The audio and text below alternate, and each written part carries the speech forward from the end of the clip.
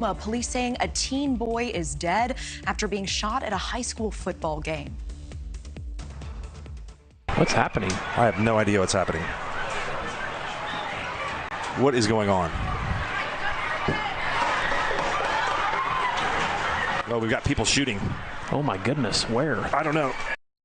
Yeah, that attack shocking athletes and fans last night. And NewsNation correspondent Ryan Bass is joining us live with the details on this. Ryan, what do we know?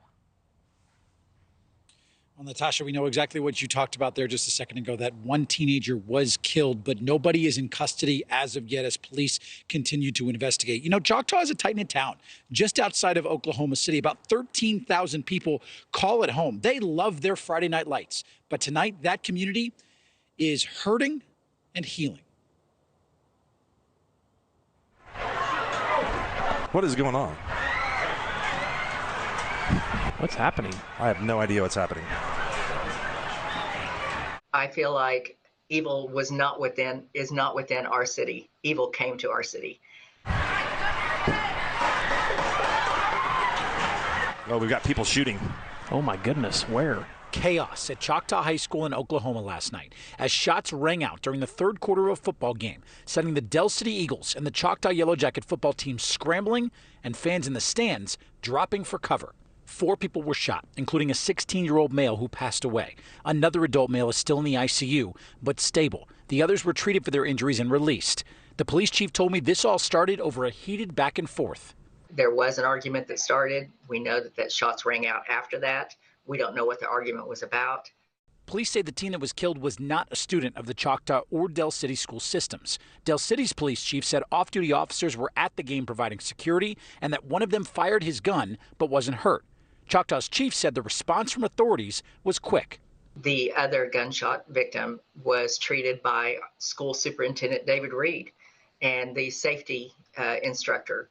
There's some things to be thankful for. You know, they were there that quickly.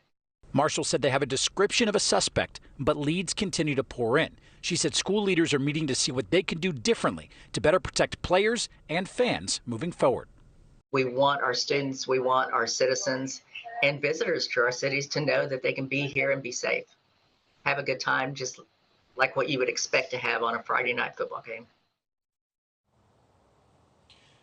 And that is certainly what this community was expecting yesterday. Just an everyday, regular Friday night football game that, Natasha, as you talked about, turned deadly. Now, the Oklahoma County Sheriff's Department is helping Choctaw Police with this investigation, which is now a homicide with that one teen that was killed. Investigators also found 2 guns and 8 rounds on the field after they did their search yesterday on the scene. Now, the Uvalde Foundation for Kids, that's a national nonprofit that was formed following the Uvalde, Texas school shooting, said they are offering a cash reward, Natasha, for any information that leads to the arrest of whoever was behind that shooting there in Choctaw at that high school yesterday.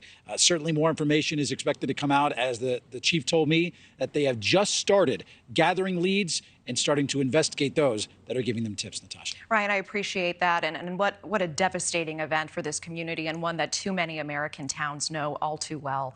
I want to ask specifically, in that interview we just saw, we heard her say that she believes the evil comes from outside, not inside. At this point, is there any information they're releasing that would indicate why she believes that? She seems to think, and as she has talked about, and as you know, the police have said, this shooter, they believe, is not from either of those schools in terms of those 2 teams that were facing off on the field yesterday. So she believes that this is not someone within those communities. Again, more information is set to be released. They do have a description of the male that was described as the person that was the shooter yesterday, but still they are sifting through those leads and the tips that they have been given.